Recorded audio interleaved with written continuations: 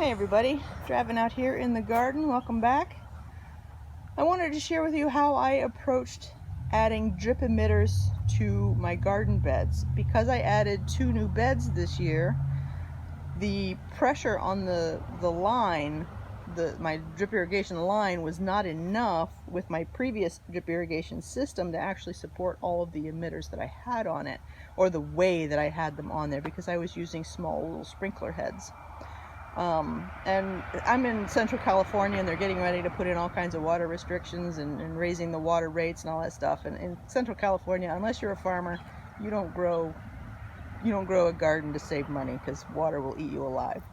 But I grow because I love to grow, and it's fun, and it's just, anyway. But I had to find a way to, one, get the water to the beds that I needed them to have without wasting water by flinging it all over the place. So I was doing some research and seeing how some of the other YouTuber gardeners have had their drip irrigation set up, and what most of them that I've seen have done on these long beds, 4x8 is a pretty common size, because that's the size you get from your timbers at the store, so it's handy that way. But what a lot of them do, well, they'll have the primary line, the feeder line, which is that black line there, along the back, and then they'll run the 1/4 inch with drip emitters down the length of the bed. So they'll end up, because you're putting roughly every foot, you'll have 4 8-foot lines of drip emitters with this 1/4 inch line here. And so what I decided to do, because how I plant is I tend to plant along the 4-foot width of the bed. You see here, there's a row of beets, and there's a row of carrots, and another row of carrots. So you see how I plant in my beds. I still plant that way in these beds, but these are longer than they are wide, as opposed to, these are wider than they are long, as opposed to longer than they are wide. So, but I think my system will work just fine, what I've decided to do. So how I normally want to plant is this way, not along the length. So what I decided to do was I put my 1/4 inch line with drip emitters every 6 inches along the rows that I normally plant. This means that because of the way I've done it, each row will have 7 emitters. If I had done it where you have 4 lines down the length of the bed, then each row would have had 4 emitters. Now, if you do the math, you'll end up with 4 less emitters going the route that I have than going the long route, than the long lines down the length of the bed. But I have 7 emitters exactly where I want them, right on top of the plants that I'm going to be planting, because I used, roughly speaking, the square foot gardening method, because it's nice and easy. My beds are already set up that way, so it also means in the future when I go to plant, I've got my grid laid out right here. It's really handy. So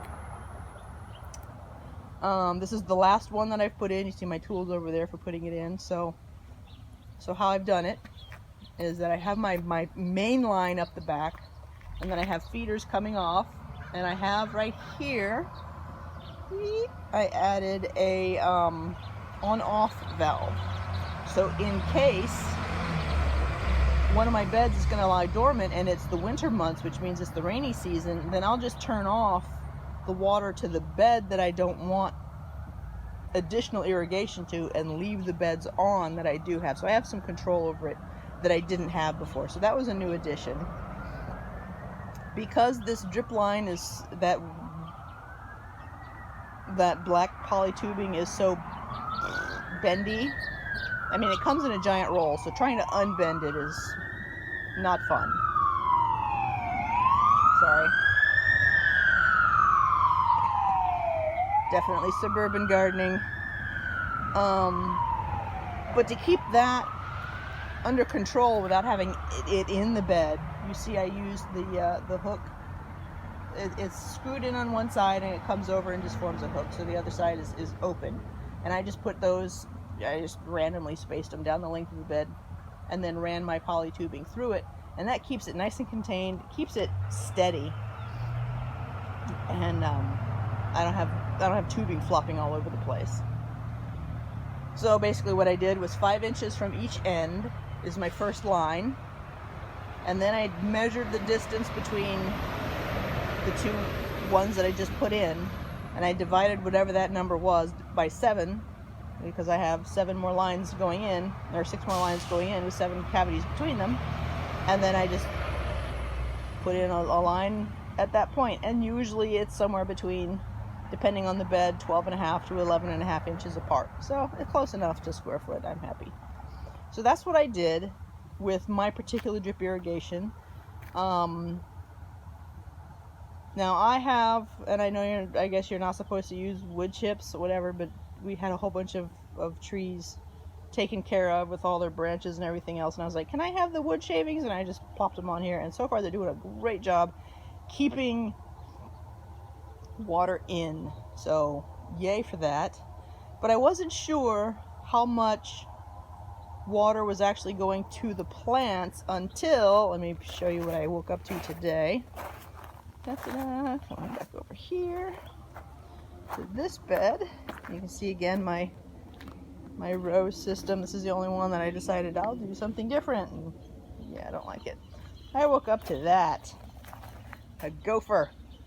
Little booger is trying to figure out a way into my beds, but while I was kind of shocked to see the amount of dirt here, because he is obviously searching for a way into this bed. And I have gopher wire stapled to the bottom of it specifically so they can't get into the beds, and I have them stapled to the bottom of the bed, and I'm glad I did that. And at first I thought it was overkill, and other people were like, that's kind of overkill, but I see bits of wood chips there's the red wood chips in there, and so the little rodent is chewing on the wood trying to get through. Now if he chews a hole through the bottom of the wood, well, there's a hole in the wood, so that's a different story. But right now he's digging around under it, and he's just grabbing bits trying to get through it, but that stapling in is holding it. But the reason I'm bringing this over here, talking about watering, is that I noticed that this is damp. So the sand, which is what we have here, underneath the bed is damp. So I'm definitely watering enough. So I think I can start toning back on the watering and seeing how much I actually need to water. So that's good. So far it's going really good. I'll give you an update at the end of the season to let you know how it goes, because like I said, this is like my 4th attempt at trying to find a workable solution for irrigation, and that will save water and get it exactly where it needs to go without flinging it all over the place in the wind, because this is a very windy area, and definitely early morning before it gets hot so it doesn't evaporate as it comes out. But so anyway, that is my update, sharing how I did my drip irrigation. Maybe you can think about, I don't know, it's just different. I've never seen another YouTuber go this particular way. They always go the long way down the bed, not the short way. So anyway, thought I'd share. Hopefully it will help somebody think about their solutions, and all right, that's it. Y'all have fun in your gardens. Bye-bye.